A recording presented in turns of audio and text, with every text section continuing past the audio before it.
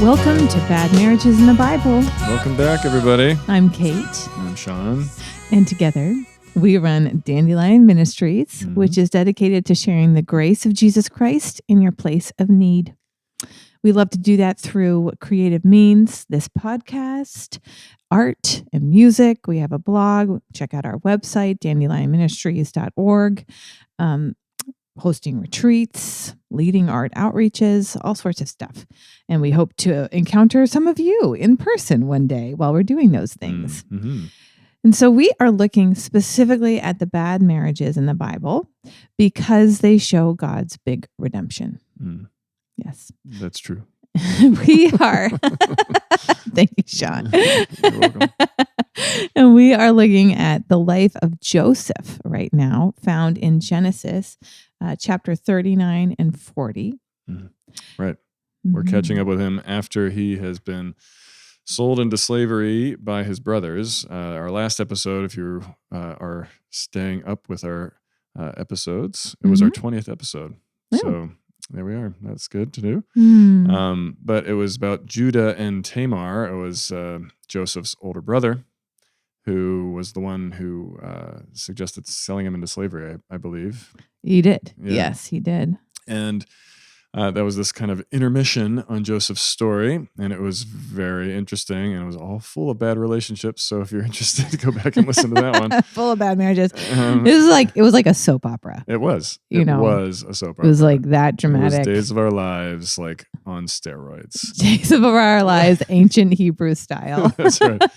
And lots of sordid things going on there. But we are back with Joseph, and Joseph has been purchased by an Egyptian named Potiphar. Yes. And he was the captain of the Egyptian guard. Yes. He was a man of prominence, had a big household. Big dude, big cheese. And so Joseph is his slave now. And it tells us that in the midst of all of this, 39 verse 2, that the Lord was with Joseph. And he became a successful man, and he was in the house of this Egyptian master. And Potiphar sees that the Lord is with Joseph and recognizes that he's successful at everything, and he makes him basically in charge of the whole house. And so as far as slavery goes, he was doing very well. And he had climbed the ranks of slavery, so not the best, but still, it is something to take note of as we follow Joseph through all of this, that the Lord does bless him throughout all of these trials. He does. I mean, he's really in a place of suffering, and we'll get into that in a minute. He, in Genesis chapter 40, verse 15, he says, I've done nothing that they should put me into the pit. And that's sort of a metaphor for being a slave to Potiphar. And then chapter 40 we'll get into as well. He, encounters the bad marriage between Potiphar and his wife. That's right. Just in case you were wondering, where's the marriage? We're going to get there in a second. But then he's thrown into jail.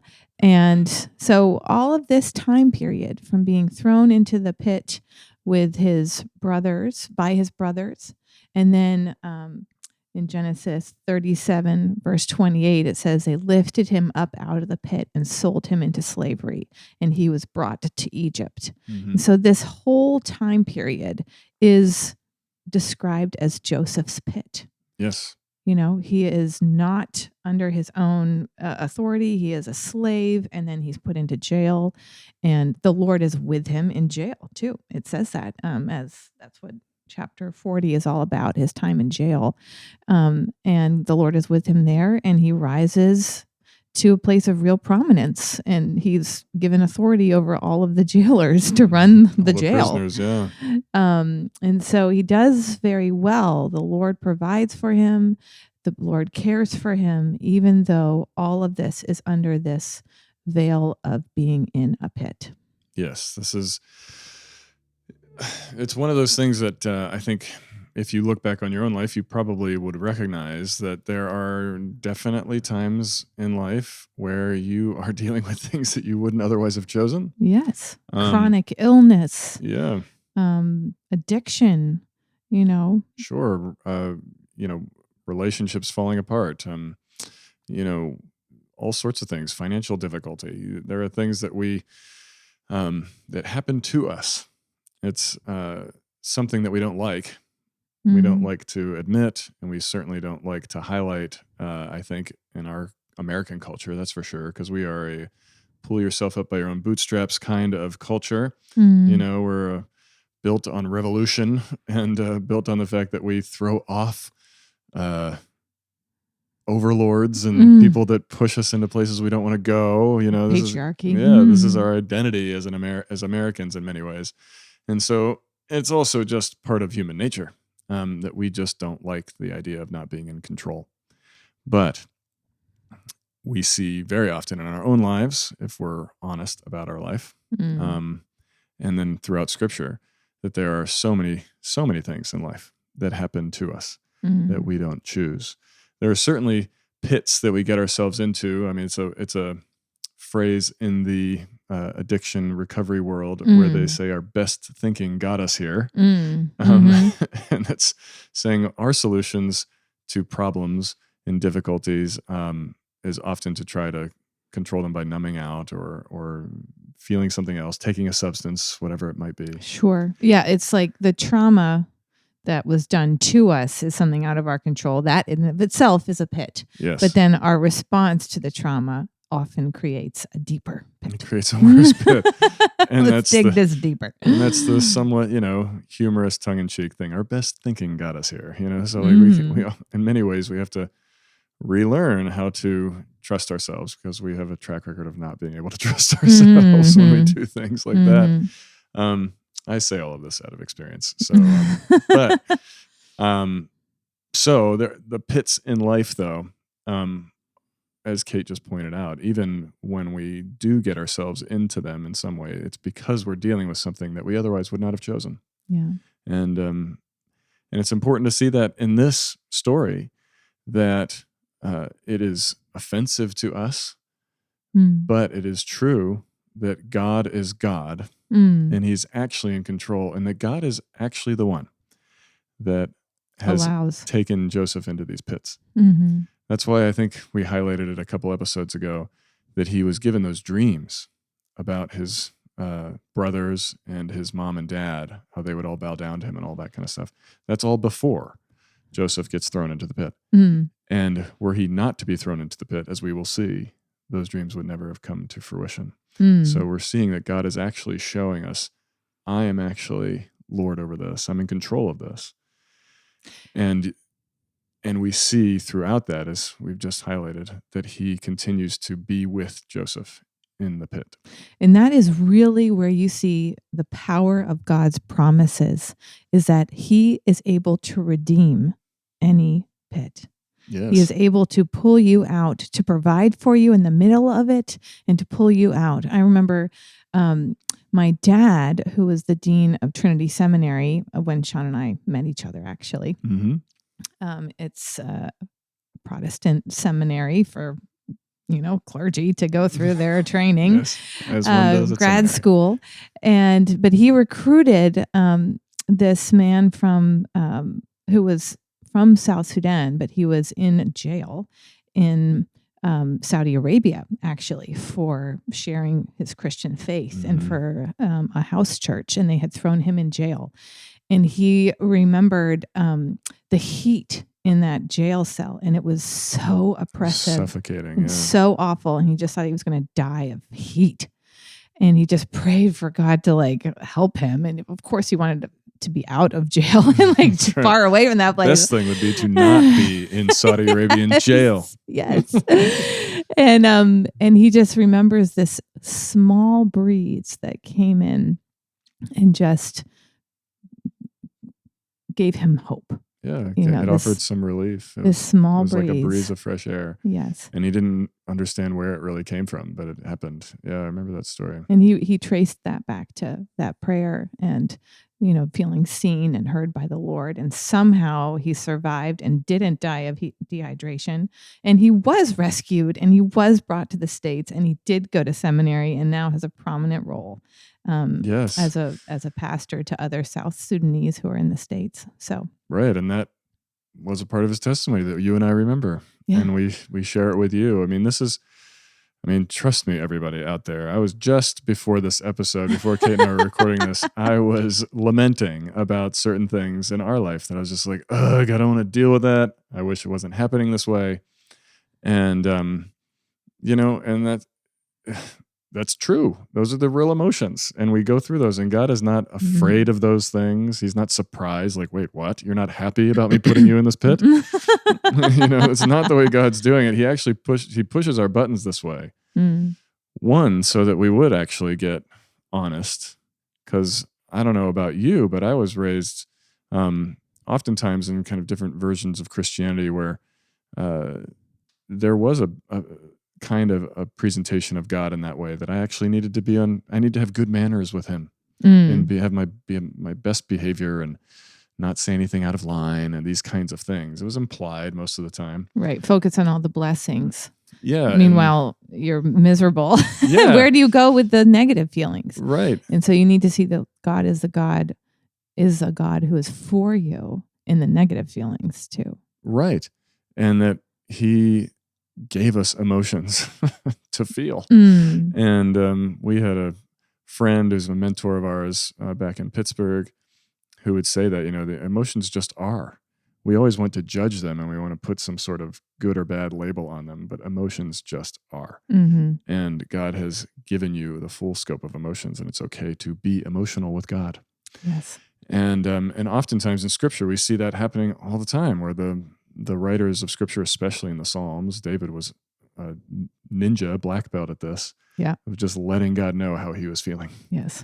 And that was a beautiful thing because it actually was a sign of trust that God is big enough to handle me. I don't know if you've ever felt that out there. I'm a little bit off on a tangent here. I'm still in the pit, still riffing off the pit idea. Riffing off the pit. But I wonder if you've ever felt that where somehow you were too big, that somehow you were too much for somebody to handle. Maybe it was because of a parent or someone in your life that told you that couldn't handle your emotions or didn't want to hear it, and told you to shut up and stop crying or whatever it was. And maybe that infected your relationship with God. That certainly did for me for a while, where I thought that I was too powerful, and it scared me in the sense that that somehow God was not going to be able to handle me, or somehow God was not going to be able to overrule me or to correct me or something. That he was just kind of looking at me like, wow, I really hope you don't make that decision, Sean. That somehow I was running the roost of my life. And that did nothing except for leave me in a total state of anxiety. Yeah. Because I thought, oh my gosh, I could be completely off base, and I could, God might be doing something over there and I'm way over here, not without a clue. And anyway, this is all, I'm putting all of the pit idea into this context because the underlying message that we see in Joseph's story is that God is actually in control and that you're not too big for him, and that he is not scared of you or intimidated by you, or that your emotions are things that he can't handle. He can and does, and he knows them all, and he calls and invites you to share all of that with him. That's right. And to be vulnerable with him. And he pushes our buttons, I think, very often to force us into those places, to where we're actually honest with him and with ourselves. And that actually then the fruit of that is stuff that we otherwise wouldn't expect. We wouldn't choose these situations because they hurt often, and they make us afraid in some way. But that also means that we would never actually see the fruit and the growth that comes as a result of them. We would never be able to orchestrate these types of situations to where it would be a benefit to us. That's right. And we're going to see that is a big narrative of Joseph. That these things that look like death and look like only bad, God actually uses to bring about something far bigger. Absolutely. Absolutely. And just that we just offered that the good word of God being sovereign and being in control is that is what will deliver you from repression. Yes. If you think it's on your shoulders to obey, to be continuous with God's demands, then it is going to foster a suppression and repression because you're going to try to hide the bad and the negative responses that you have in order to try to comply with what you think God wants. But when you hear that he's in control and he is for you and he is acting on you, then you feel safe to release all of the good and the bad and the ugly to him. And he can take it and he can handle it.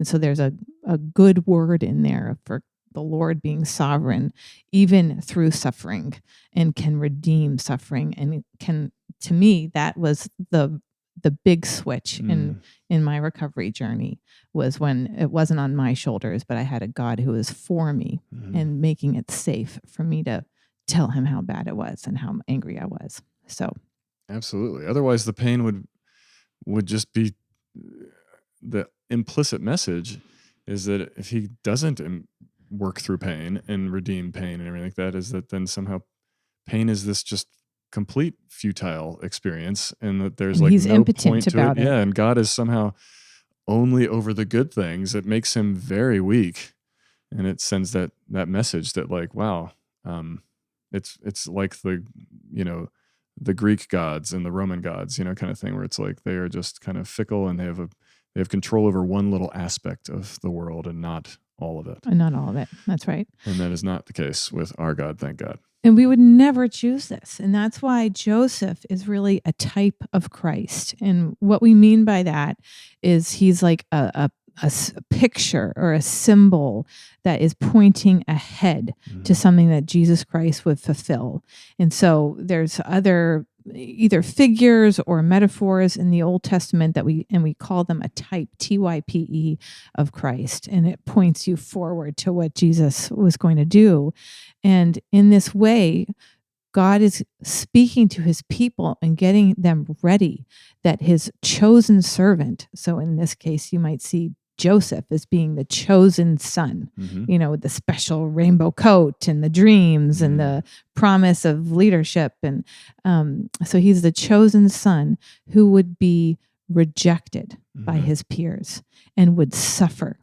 And Joseph metaphorically dies, because he's in this pit of death for 13 years. And he dies from his family. He's cast out. Yeah. He's cast out, and he's sold for money. Right. He's sold into slavery. And when Jesus was when he was betrayed by Judas, he was also sold for money too. And so the chosen one would be rejected by his peers, would suffer and would die, but that suffering would be the redemption of his people. Yes. And that's where Joseph is going and showing us that. And so we see God being stronger than any suffering that he allows, and that he is able to redeem any suffering. And from the tomb comes new life.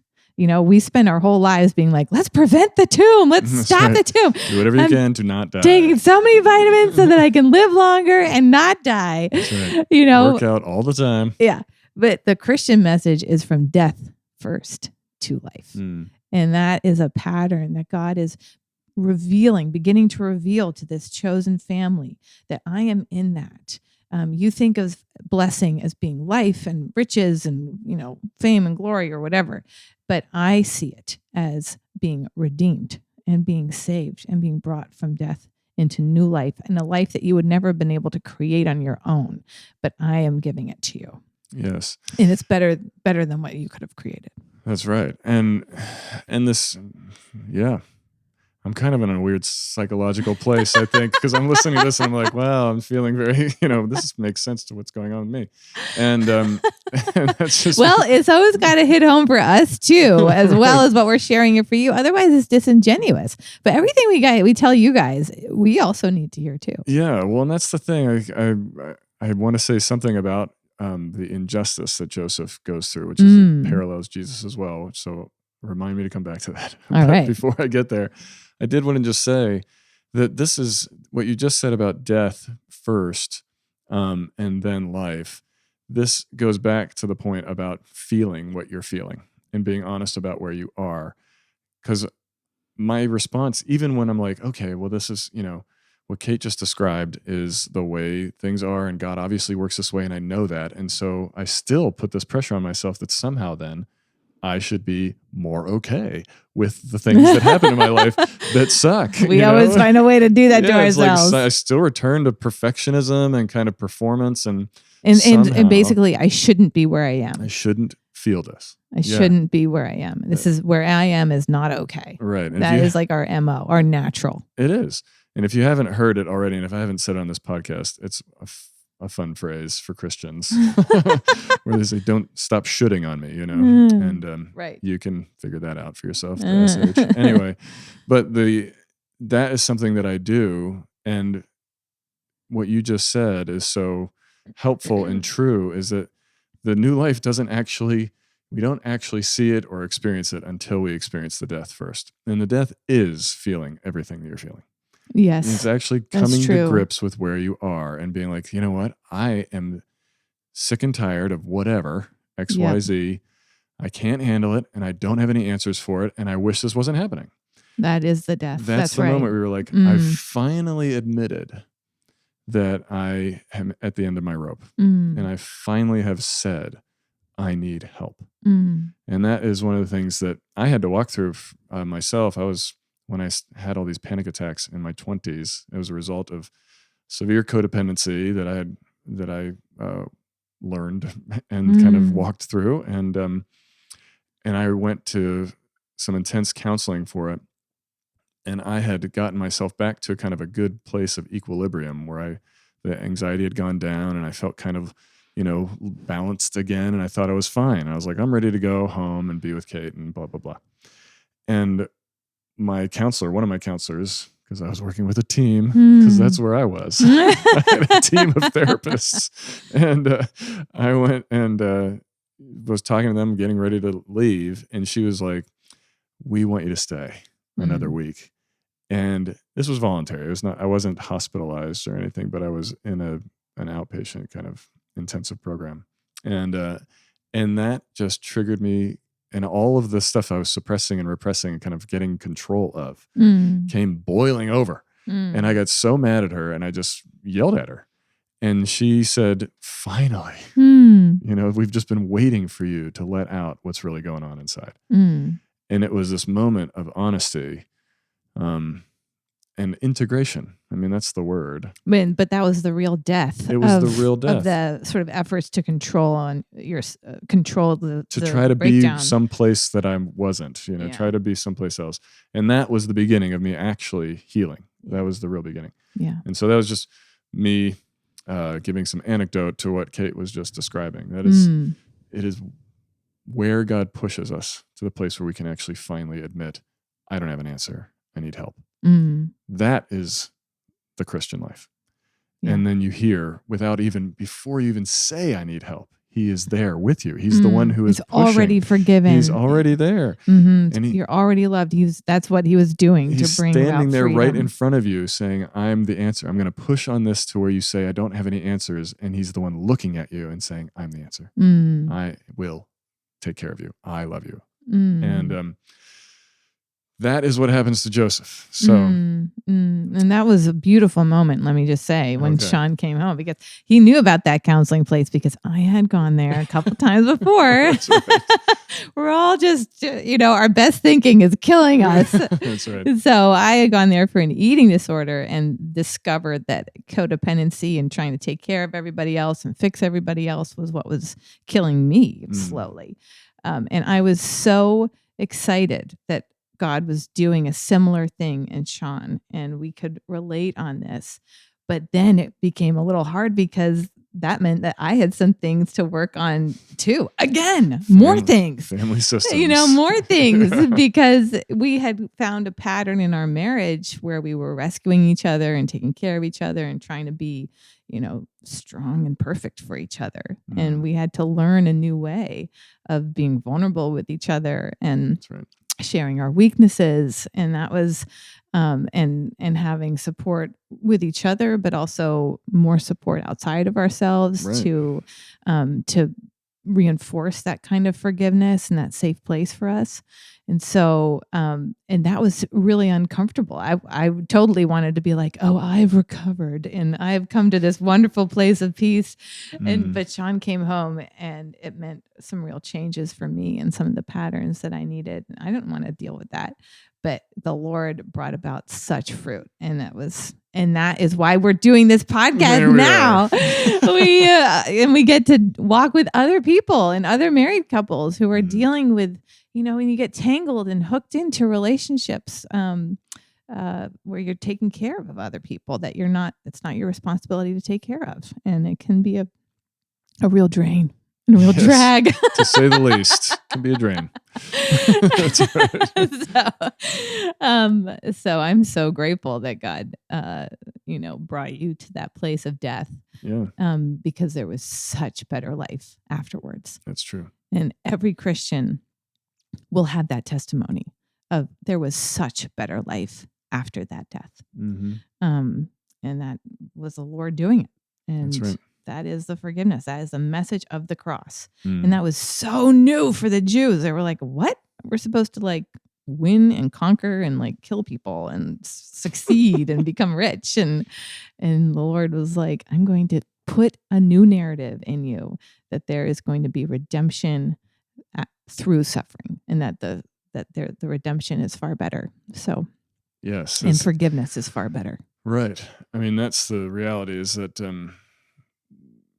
we wouldn't have anything to trust that God was actually going to bail us out or take care of us or redeem were it not for him presenting himself through the promises that way to us. Yes. And so the New Testament writers look back through Jesus and they reread all these accounts and they're like, whoa, wait a second. This was the way it was the whole time. And we just misunderstood. Right. And so Jesus gives us the right lens through which to look. And that's why we can see in Joseph a God who is not malicious and not sadistic and not just kind of being mean to people that he doesn't like. He's actually putting to death things in us that need to die so he can bring something new to life, which is us redeemed in him. And in Joseph's story, Joseph is being used by God to, as Kate said, to point ahead to Jesus. And one of the ways that happens is that he gets into Potiphar's house, and Potiphar's wife starts to think Joseph is pretty hot and really likes Joseph. It does say he was very good looking. He was very good looking.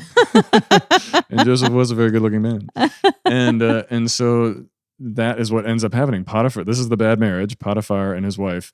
She is clearly a frustrated housewife of some kind. I'm too wealthy and bored. That's right. The real housewives of the ancient Near East, of Egypt. And so she starts putting the moves on Joseph and starts propositioning him. And he keeps on saying no. Lie with me.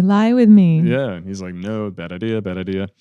And it gets to a point where she eventually really grabs him physically and tries to pull him down to her. And it says that there was one day where there was no other servant in the house. Yeah, it was just him by himself, and she was in the house. And she does. Yeah, she sort of assaults him. She assaults him. And he manages to flee, but she grabs his garment and strips him of his garment as he's running away. So he's basically running out of the house in his underwear as she is holding onto his clothes. And he gets away. And then she is, scorned in her lustful desires here and very upset. Vengeful. And she then goes and uses his garment as evidence for and saying that he attacked her. And Potiphar gets obviously very upset. And Joseph is then thrown into jail because of this. Yes. And it's showing that reality, just like Jesus, that this was an unjust thing that is happening to him. Jesus did nothing wrong in his trial and all of that. He was betrayed. And the same thing with Joseph. Joseph is that type of Christ in the sense that he did nothing wrong and is thrown into another pit out of slavery. It's not, he was like not out of the pit in slavery, but he was a little higher in the pit. And now he's even in a deeper pit in jail. And it's that repeated pattern too of the stripping. He was stripped of his colorful robe by his brothers, that they hated him for that. And now he's stripped again of his garment by Potiphar's wife. And it is also paralleling Jesus when he, as Paul says in Philippians 2, he lays down his glory. He puts it all aside. He does it willingly. Yeah, that's the big difference.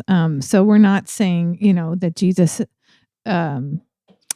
look at Joseph's life. He was so like Christ. We're saying be like Joseph. No, we're saying he is a sort of a placeholder, a symbol. God is creating a language between his people, pointing them forward to what Jesus would do. And that's the big difference, that Jesus had all of that kingly authority, king of the world, Universe, yeah. He created the world with the Father and the Holy Spirit before the foundation of the world. All things were created through him, Colossians 1 says. And so he has like full authority over all of this. And he willingly laid that down. And that is the other big Christian answer and hope in suffering, is that not only do we have God's promise that always is true, that he will redeem every suffering and be with you and meet you in the midst of it. And there's a great hope of heaven too, where there will be no more suffering. But also that you have a God who did not just sort of sit in an ivory tower and not get involved. He willingly entered into the greatest form of suffering himself. That's right. And took it upon himself. And so you're never going to be answered, why do I have this suffering? I mean, unless it's some of the stuff that you've done to yourself.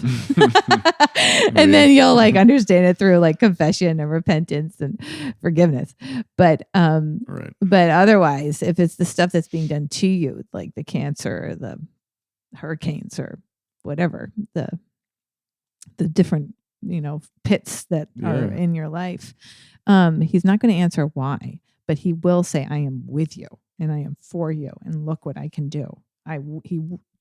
Philippians 2, like you're saying, he willingly put aside his glory as the creator of the universe and humbled himself to the point and became a servant, being found in human likeness, and humbled himself to the point of death and dying on a cross, like a humiliating death.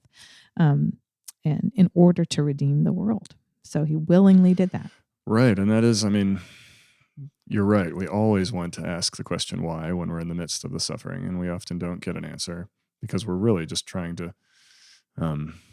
frankly, put God in the dock, as C.S. Lewis would say, and kind of judge whether or not he's just in doing this thing to us. And the reality is that he is very unjust to us all the time. Because we deserve to be killed.